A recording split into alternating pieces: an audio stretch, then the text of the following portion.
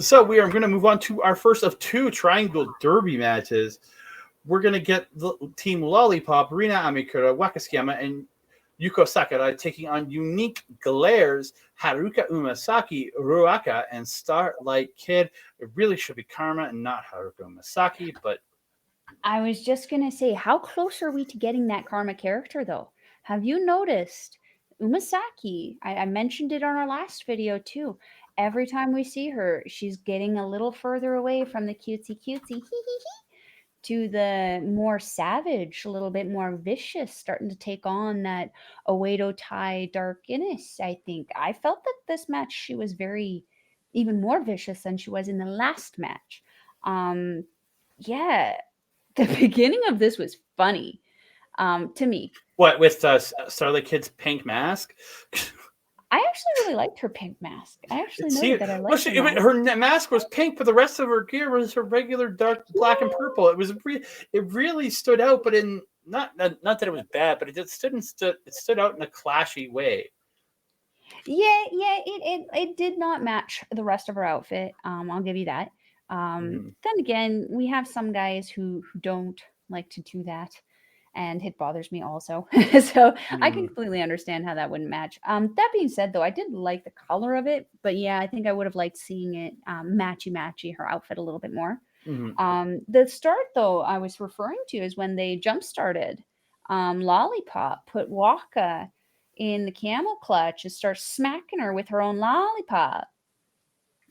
That was funny. They stole the lollipops and just started attacking her. It was just like, yeah, and then she ate a double drop kick from Umesaki and Starlight Kid because Ruaka was the one with the camel clutch on her. Yeah, and it was almost like she was doing the Kaguma with the lollipops. She stole the two smaller ones from Rina and Yuko, and I was like, did she just jack Kagoma's move? And then afterwards, I don't know if you noticed, but Oedo Tai did steal their lollipops. oh, they left and they were eating them on the way out. Ah, right. Yes, I do remember that. Because yeah, I saw Tora sitting there like, oh, and every once in a while, when someone would get thrown into the corner, Tora would actually start hitting them with the lollipop. I'm like, what are you doing? But it was amusing. It added to the match, and it was shenanigans, but again, not obnoxious shenanigans, like the thing that we're not going to talk about because we like this show. Again, Umesaki, she's really been stepping up. I really, really enjoy her wrestling. I really enjoy her energy. But yeah, I definitely felt in this match we saw a little bit more viciousness out of her. Just she's almost like inching her way closer to that Karma character. I'm not entirely sure how many matches does Unique Glare have still left in their tournament. Is it two? They're done. They're done. Yeah, after this show, though, they have done all 7 matches. Okay. I really do feel that we are on like the cusp of Umesaki bringing this Karma character to Stardom, inch by inch. We're working our way up to it. Well, she's already technically in Stardom on the New Blood shows. Well, yeah, but we're not seeing that on the Stardom show. And I had to tell you that she was Karma. I didn't realize it, but yeah, I'm crazy though. Yeah, but you know what? The character, that work that she does to differentiate between the characters. I mean, couldn't we argue that that's a good thing? Because she was so good at playing both characters that we didn't know that it was her. That being said, I feel that the Karma character fits a lot better with Oedo Tai than Teehee. That being said, though, I do enjoy how Starlight Kid and Ruaka both kind of play into the Teehee and make it work. Teehee. Well, Teehee. That's Unique Glare now. Teehee. Yeah, I definitely enjoyed this one with these guys. Unique Glare picking up that win. You're gonna have to do the finish for me on that one because I didn't finish. Waka ended up getting a few roll-ups onto Ruaka, but Ruaka kept kicking out. So Ruaka gets up, hits the tree slam, and then the freezer bomb off the top to get the win on Tsukiyama. But yeah, I thought really fun match overall. I think I was a little out of this one, but it was good overall. Yeah. This one I was actually working on your thumbnail for your Marvel Talk episode. So I was kind of up and down looking at what was going on. I really didn't feel like Rina and Yuko were too featured in this match as much as they were on the show before, which kind of disappoints me because I do really, really like them and like seeing what it is that they're doing. That being said, though, I do look forward to seeing what they can do after this tournament and what else they can do within Stardom and with Cosmic Angels and Colors. Yeah, I really do. I look forward to seeing what they do because Mhm. like I really think that like again Waka she's going to be a star. I really do. I just don't know with what team because remember DDM was very nice to her a little Mhm. while back. So is there maybe that's where she is if she doesn't get there maybe she should go to DDM. You never know. We're going to talk about DDM in the next match because this is the next match. It's the DDM and Queen's Quest, Lady C. But it's to Mhm. me, it's the Battle of DDM. Mhm. Yes, this was really really good. I have to make a comment though. At the beginning of this match, Thekla get put in the headlock by Maika, and she starts slapping the belly, like literally slapping the belly of Maika. It was I saw it. I just laughed so hard. Oh my god! When she was slapping her belly, I'm like, "Are you kidding me? This is so good." I mean, you got to do what you got to do to escape, man. I cannot tell you that I would not do the same thing in the same situation because Lord knows if I found myself in that situation, I would have a hell of a time trying to get out of it. Um, yeah, It was so funny as just with the watching her handshakes, slap the belly. It was so funny. it was funny. It was so good. But this was really good. I thought Thekla Mhm, really stood out to me in this match. Same with mhm, Lady C. Those two really were to me the standouts in this. Thekla is so good, and Lady C just I feel like she's another version of Himeka, but not in like a copycat way, but in just mhm, her own style. But she's very similar to Himeka. mhm, Excuse mhm, me, to Himeka, mhm.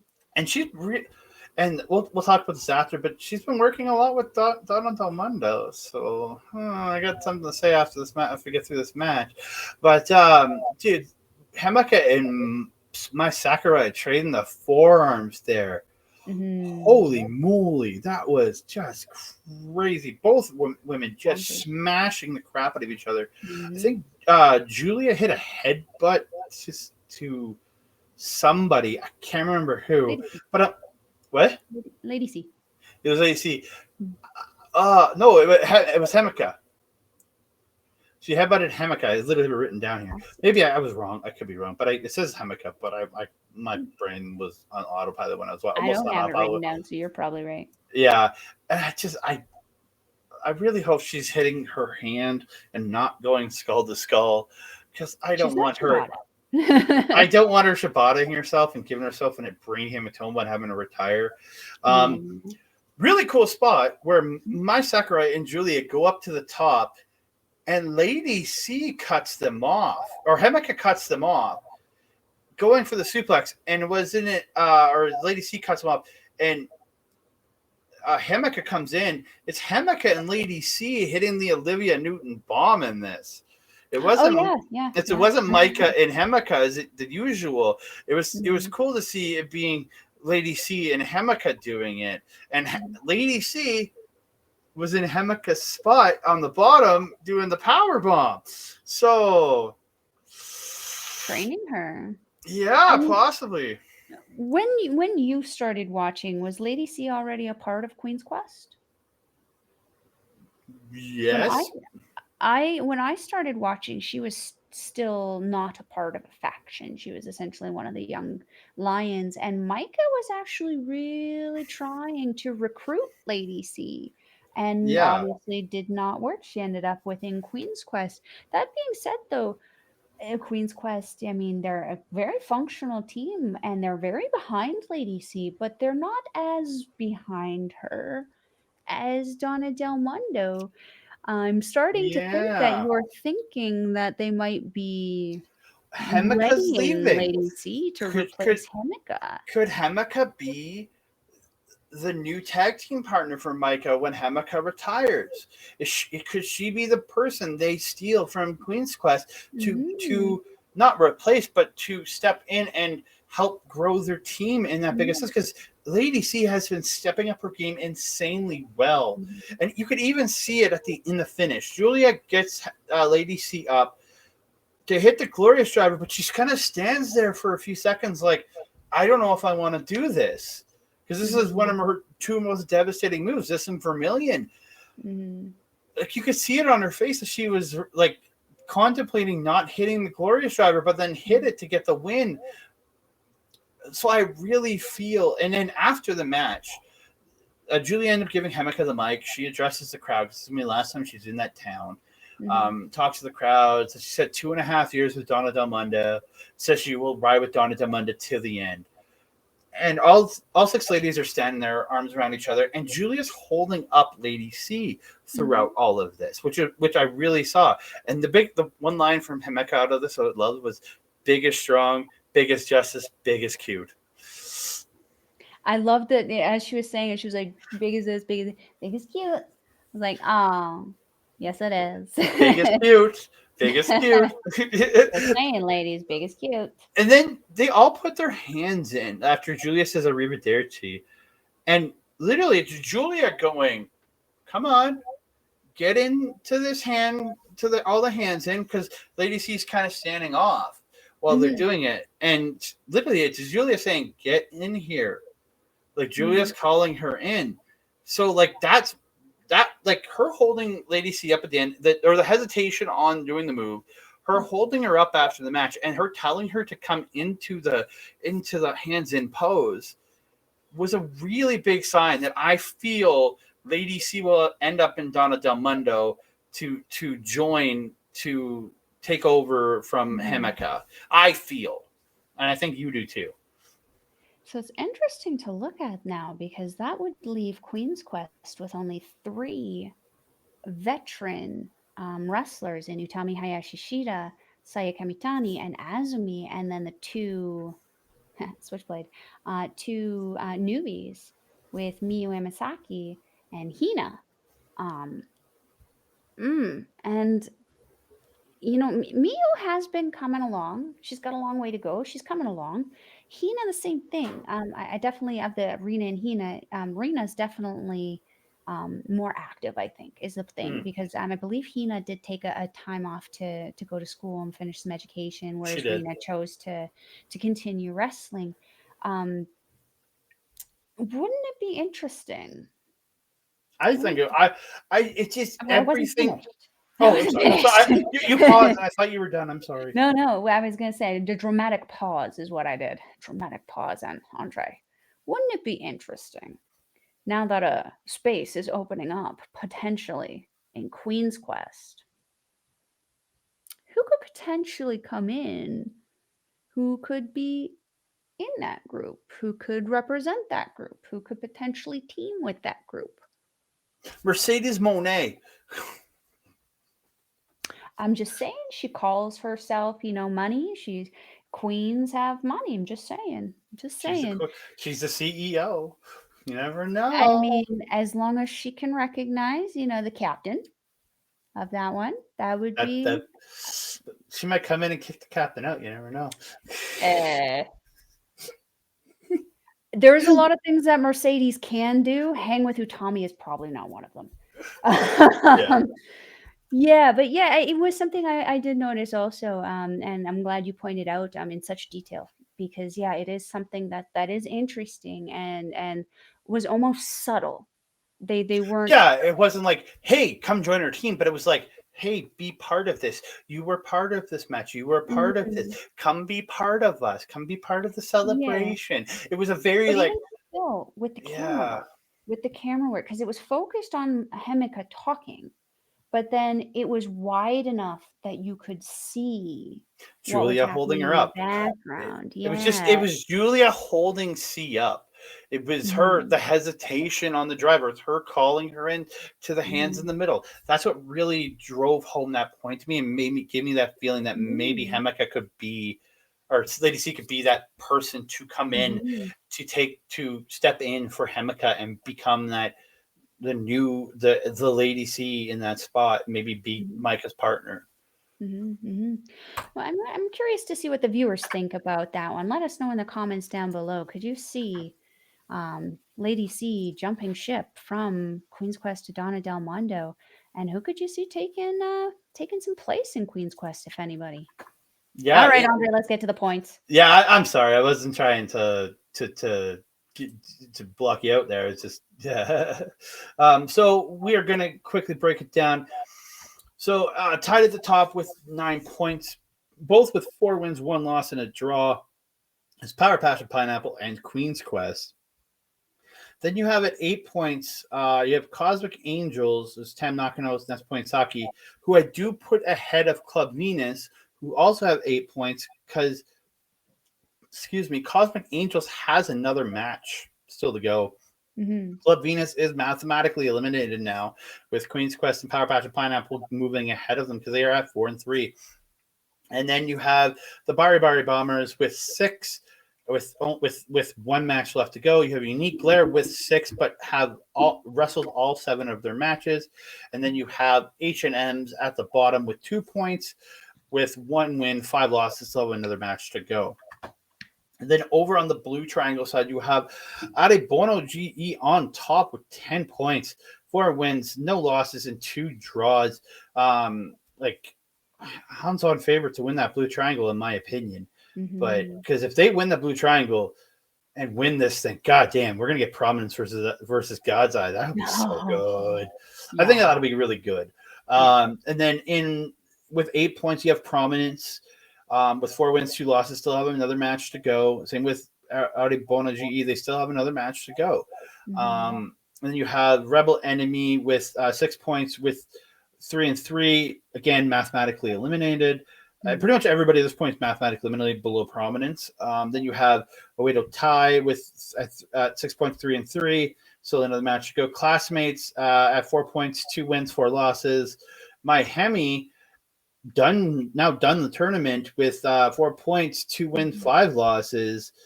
Or MaiHime with C, I apologize. And then at the bottom, still winless with 1 match to go, is Lollipop, and I just don't see them getting the win. I see them going 0 and 7.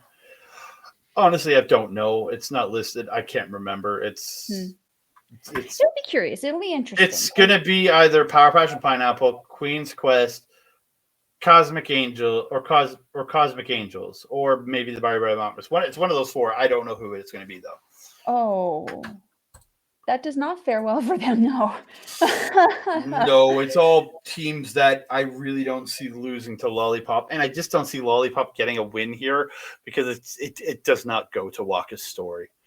Correct. I was going to say, though, how cool would it be for it to be a Power Passion Pineapple person that you never know. Hey, what happens if we see Nane and Waka ×2 in there, like part 2 in there, and she manages to catch a roll up on Nane?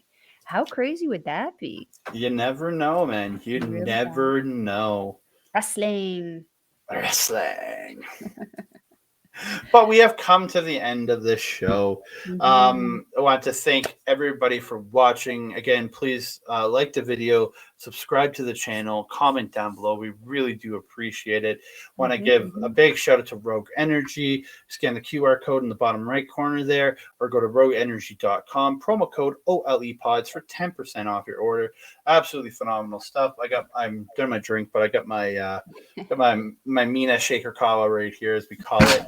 But yeah, absolutely phenomenal stuff. I know it works well for me. So it's one of the few energy things that actually perks me up, because coffee and most energy drinks don't really do much for me. And Rogue Energy is one of the few that actually does something for me. So yeah.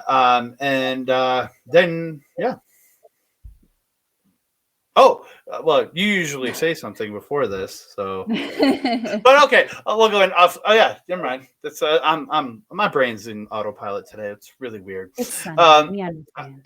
I want to thank our friends over at OLEPods for being our partners, being our friends, with all the awesome content there. Ladies Wrestling Showcase, I think, is on there. or is it on Astrid? No, it's on Astrid Pizarro, Oh, but okay. we do we advertise it on there. Yeah, and then you have so much great stuff on there. The NXT review, making an impact. I don't know if they're doing the Busting MLW out. busting out. Carl Yep. Carofel, he's got a couple shows on there, absolutely phenomenal. He's got an unboxing there. We got Beats and Beatdowns. That is also Carl and Carafel there, and Bobby Munson. I can't remember the name of the show that Bobby and Papa Smokes are doing now, but they have replaced Fusion with another showing on Thursday where you get to take in some amazing local wrestling from PPW. Has been amazing to watch, to see some of the local guys from Edmonton kind of pop up in Saskatchewan there and have some banger matches. Yeah, so you can check out everything from OLE out at twitch.tv/our local establishment, Instagram. Oh, and you can also find the my latest episode of Marvel Talk, talking Ant-Man and the Mask, Ant-Man and the Wasp, Quantumania on youtube.com/@our local establishment, or you can check out the Twitter and the Instagram and TikTok at OLE Podcasts. And then I want to give a big old shout out to my boy, my friend, my brother, the man who helped me get into podcasting and doing all this, my buddy Mike the Ref. Thank you, brother, for everything you've done for me, for us, for everything. You can check him out on twitch.tv multiple times a week. Every Wednesday, he's doing a Dynamite watch along. Check it out. It's always a fun time in there. You can bet your points. It's a great time. You can go to youtube.com/@Backbreaker Gaming for all his gaming content that he does on his Twitch channel. And you might be watching us on youtube.com/@Backbreaker Video. If you're not, go there, subscribe. He's awesome. And if you are, thank you for watching us. But please check us out right over here at Andre and Melball Wrestling Talk on YouTube at youtube.com/Andre and youtube.com/@Andre and Melball Wrestling Talk. Please and thank you. Join up, like, subscribe. I appreciate everybody for all the support on the channel. We have had massive, I did not see the growth we have had so far. I have been absolutely elated by. Thank you so much to everybody. Yes, thank you guys for joining us. And of course, Mike is also the guy who introduced Andre and myself into doing this amazing thing here with the Forbidden Doors show that AEW put on there. That was a lot of fun. If you are wanting to watch Stardom, we will leave a link in the description box down below. It is stardomworld.com. It is 920 yen, approximately $10 Canadian, maybe a little less. I noticed mine was actually $9.80 this month. There you go. Yeah, a little less. I'm very excited about that. Yeah, my NJPW World went down too. Yeah, saving money.